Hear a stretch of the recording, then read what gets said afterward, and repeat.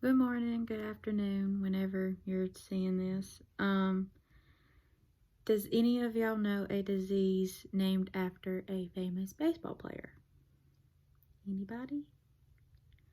Well, if the answer is no, today I am going to be talking about Lou Gehrig's disease. That's what the disease is commonly called, but it's also called ALS. It is a neurological disease that nerve cells and muscles are weakened. And it's named after a famous baseball player, and his name is Lou Gehrig's disease. Lou Gehrig. He was diagnosed with it, and he passed away within 2 years of being diagnosed with it. My credibility for this disease is my uncle. He was diagnosed with it several years ago, and he passed away from it. And the research that I done for this is from USA Today and also 2MDs. And of course, I've known about this disease from my uncle. When he was diagnosed with it, me and my family kind of did our own research about it. And today I'm going to be talking about the symptoms and the signs, how it's sort of kind of diagnosed, and the life expectancy of this disease.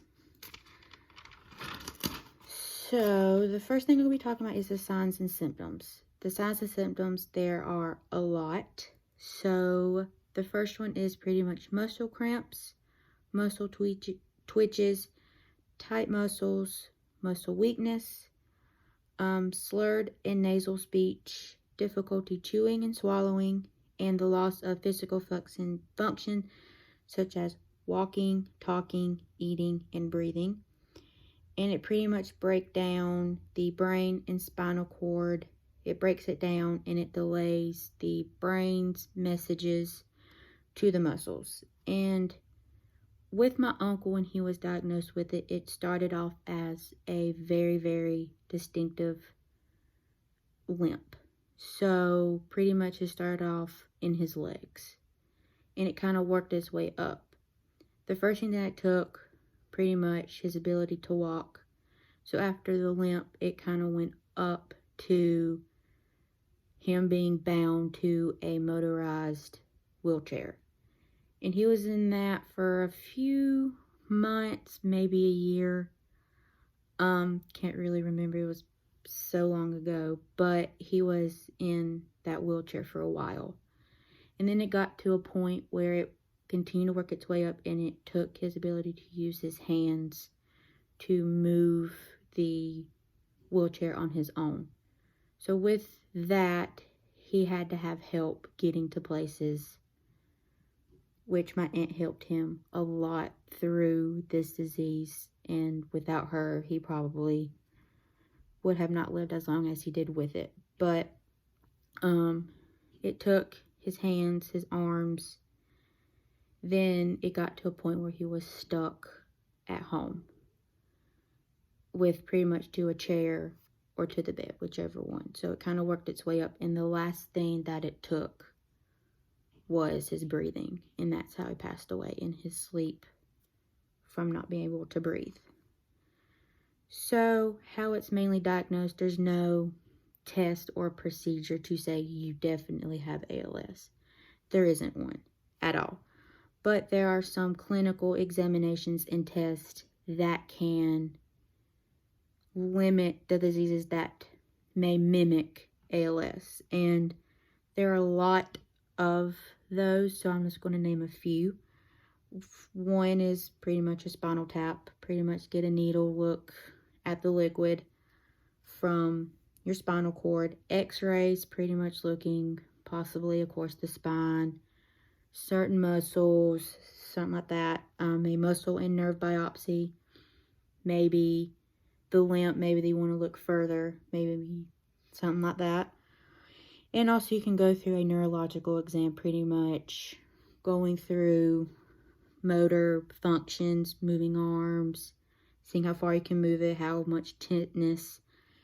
So pretty much if you go to a doctor and they say you have ALS, the ALS Association pretty much tells you that if you are, go get a second opinion from a ALS specialist just to make sure, because sometimes maybe